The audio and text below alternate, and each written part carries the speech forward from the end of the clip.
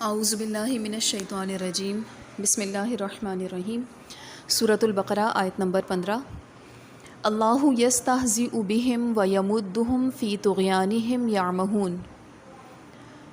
اللہ یستہزئ وہ مذاق کرتا ہے بہم ان سے، ویمدہم اور وہ ڈھیل دے رہا ہے ان کو، فی طغیانہم وہ اپنی سرکشی میں، یعمہون حیران پھرتے ہیں۔ رب العالمین کن سے مذاق کر رہا ہے؟ جو مسلمانوں سے مذاق کرتے ہیں۔ اللہ یستہزئ بہم، اللہ بھی ان منافقوں سے مذاق کر رہا ہے اور آئندہ بھی کرے گا۔ وَیَمُدُّهُمْ، یمد مد سے ہے، اور مد عربی میں عموماً ہم دیکھتے ہیں تجوید کے قاعدوں میں بھی کہ مد جس حرف پہ آ جائے تو اس کو کھینچا جاتا ہے، تو یمدہم ڈھیل دے رہا ہے ان کی اس مدت کو، سرکشی کی مدت کو دراز کر رہا ہے، ان کی سرکشی میں انہیں ڈھیل دیے رکھا ہوا ہے، انہیں پکڑ نہیں رہا، ان کی اس مدت سرکشی میں اضافہ کر رہا ہے۔ فی طغیانہم، طغیان سرکشی کو کہتے ہیں، اور اس کا روٹ ورڈ توئیں غین یہ طغا، جس کا معنی سرکشی کا ہے، اور سرکشی کیا ہے؟ اللہ کی حدود سے تجاوز کر جانا، جہاں پہ احکام آتے ہیں ان میں ہٹ دھرمی کا مظاہرہ کرنا اور ضد کا مظاہرہ کرنا۔ یعمہون عین میم ہا، سرکردہ، حیران، دل کے اندھے لوگ، جن کو آنکھوں سے تو نظر آتا ہے لیکن ان کی عقل اس پر پردہ ڈال چکی ہے کہ وہ اپنے صحیح فیصلے نہیں کر سکتے۔ اس آیت میں اللہ تعالیٰ نے منافقین کو جواب دیتے ہوئے ان کے اس مکروہ فعل کے مقابلے میں فرمایا ہے، یوم یقول المنافقون والمنافقات للذین آمنوا انظرونا نقتبس من نورکم قیل ارجعوا وراءکم فالتمسوا نورا فضرب بینہم بسور لہ باب باطنہ فیہ الرحمہ وظاہرہ من قبلہ العذاب۔ سورہ حدید آیت نمبر 13۔ اللہ تعالیٰ بھی ان سے ٹھٹا کرے گا اور انہیں ان کی سرکشی میں بہکنے دے گا۔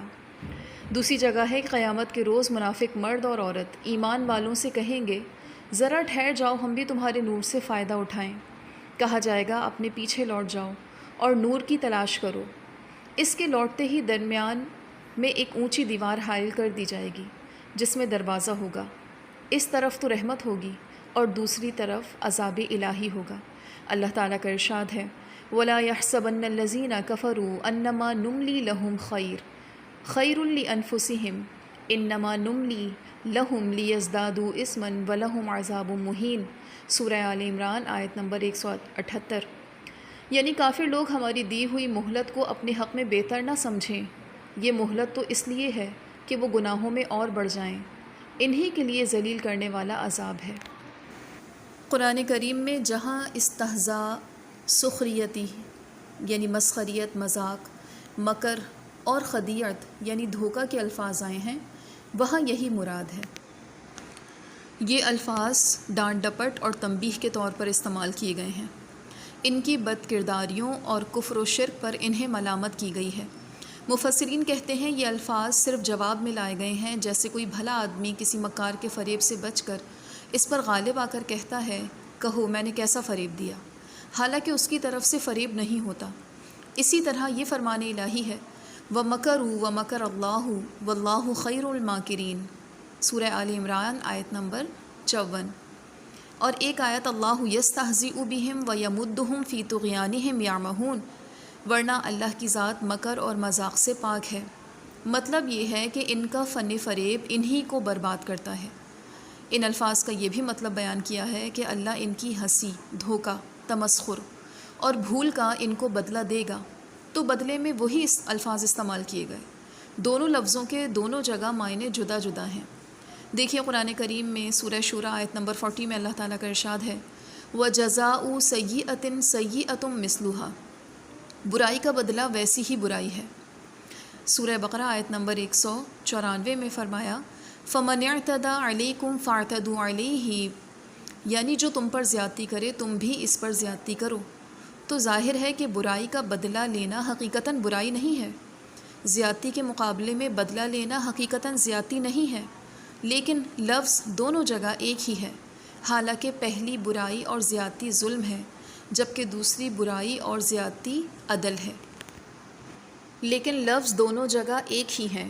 اسی طرح جہاں جہاں کلام اللہ میں ایسی عبارتیں ہیں وہاں یہی مطلب ہے۔ تفسیر ابن کثیر، جیسے انہوں نے منافقین نے کہا کہ ہم تو ان سے مذاق کرتے ہیں، تو اللہ تعالیٰ نے انہی کے لفظوں میں جواب دیا، اللہ یستہزئ بہم، اللہ بھی ان سے مذاق کرتا ہے۔ ایک اور مطلب بھی ہے، دنیا میں یہ منافق اپنی اس ناپاک پالیسی سے مسلمانوں کے ساتھ مذاق کرتے تھے۔ اللہ نے بھی ان کے ساتھ یہی کیا کہ دنیا میں انہیں امن و امان مل گیا اور یہ مست ہو گئے، حالانکہ یہ عارضی امن ہے۔ قیامت والے دن انہیں کوئی امن نہیں ملے گا۔ یہاں ان کے مال اور جانیں بچ گئیں، لیکن اللہ کے ہاں یہ دردناک عذاب کا شکار بنیں گے۔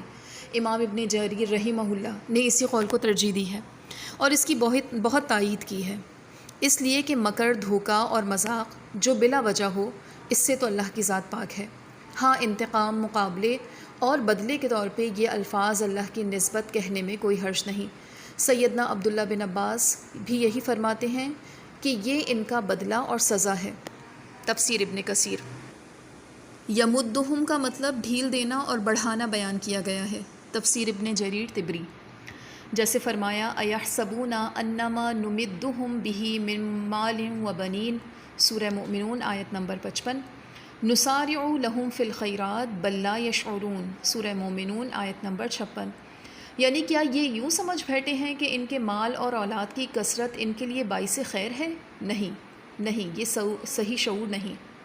اسی طرح فرمایا سنستدرجہم من حیث لا یعلمون، سورہ اعراف آیت نمبر 182۔ اس طرح ہم انہیں آہستہ آہستہ پکڑیں گے کہ انہیں پتہ بھی نہ چلے۔ غرض کہ ادھر یہ گناہ کرتے ہیں، ادھر دنیاوی نعمتیں زیادہ ہوتی ہیں جن پر یہ پھولے نہیں سماتے، حالانکہ وہ حقیقت میں عذاب ہی کی ایک صورت ہے۔ اسی طرح اللہ تعالیٰ نے ڈھیل کی ایک اور بھی مثال دیتے ہوئے فرمایا فَلَمَّا نَسُوا مَا ذُكِّرُوا بِهِ فَتَحْنَا عَلَيْهِمْ أَبْوَابَ كُلِّ شَيْءٍ حَتَّى إِذَا فَرِحُوا بِمَا أُوتُوا أَخَذْنَاهُمْ بَغْتَةً فَإِذَا هُمْ مُبْلِسُونَ، سورہ انعام آیت نمبر 44۔ یعنی پھر جب وہ لوگ ان چیزوں کو بھولے رہے جن کی ان کو نصیحت کی جاتی تھی، تو ہم نے ان پر ہر چیز کے دروازے کشادہ کر دیے، یہاں تک کہ جب ان چیزوں پر جو کہ ان کو ملی تھی وہ خوب اترا گئے، ہم نے ان کو دفتن پکڑ لیا، پھر تو وہ بالکل مایوس ہو گئے۔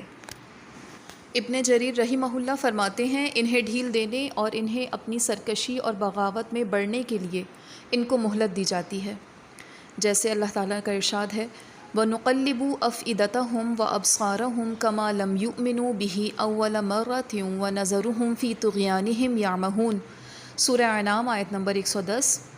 طغیان کہتے ہیں کسی چیز میں گھس جانے کو، آگے بڑھ جانے کو۔ تفسیر ابن جریر، جیسے فرمایا اِنَّا لَمَّا طَغَى الْمَاءُ حَمَلْنَاكُمْ فِي الْجَارِيَةِ، سورہ حاقہ آیت نمبر 11۔ سیدنا ابن عباس رضی اللہ عنہ فرماتے ہیں وہ اپنے کفر میں گرے جاتے ہیں۔ عین میم ہا، عمہ، گمراہی، تو اس کا مطلب یہ ہوا کہ وہ ضلالت و کفر میں ڈوب گئے اور اس ناپاکی نے انہیں گھیر لیا۔ اب یہ اسی دلدل میں اترتے جاتے ہیں، اسی ناپاکی میں پھنسے جاتے ہیں اور اس سے نجات کی تمام راہیں ان پر بند ہو جاتی ہیں۔ بھلا ایسی دلدل میں جو ہو، پھر اندھا، بہرا اور بے وقوف ہو، وہ کیسے نجات پا سکتا ہے؟ آنکھوں کے اندھے پن کے لیے عربی میں عمہ یعنی عین میم یا کا لفظ آتا ہے، اور دل کے اندھے پن کے لیے عین میم ہا عمہ کا لفظ آتا ہے، لیکن کبھی دل کے اندھے پن کے لیے بھی عمہ عین میم یا کے ساتھ آ جاتا ہے، جیسا کہ قرآن میں ارشاد ہے وَلَكِنْ تَعْمَى الْقُلُوبُ الَّتِي فِي صُدُورِ، سورہ حج آیت نمبر 46۔ تفسیر ابن کثیر، تو منافقین کا مذاق ان کو لے ڈوبا۔ اللہ تعالیٰ نے جواباً ان کے ساتھ یہی معاملہ فرمایا، ان کے متعلق یہ طے کر دیا کہ وہ جہنم کے سب سے نچلے حصے میں ہوں گے۔ اس کے باوجود دنیا میں انہیں مسلمان قرار دیا اور ان کی رسی دراز کر دی تاکہ وہ سرکشی میں زیادہ سے زیادہ بڑھ جائیں۔ انما نملی لہم لیزدادوا اثما، سورہ آل عمران آیت نمبر 178۔ ہم انہیں صرف اس لیے مہلت دے رہے ہیں کہ وہ گناہ میں بڑھ جائیں۔ اللہ کا ڈھیل دینا گناہ میں آگے بڑھنے کا موقع دیتا ہے، لہٰذا اللہ کی پکڑ کا نہ آنا اس کو انسان اپنے لیے معافی نہ سمجھے۔ وہ ان کا مذاق تھا، یہ اللہ کا مذاق ہے جو دنیا میں بھی ان کے ساتھ ہو رہا ہے، اور قیامت میں بھی منافقین کو پیش آئے گا جب وہ مسلمانوں کے ساتھ جاتے ہوئے ان کے نور سے راستہ دیکھنا چاہیں گے۔ وآخر دعوانا ان الحمد للہ رب العالمین۔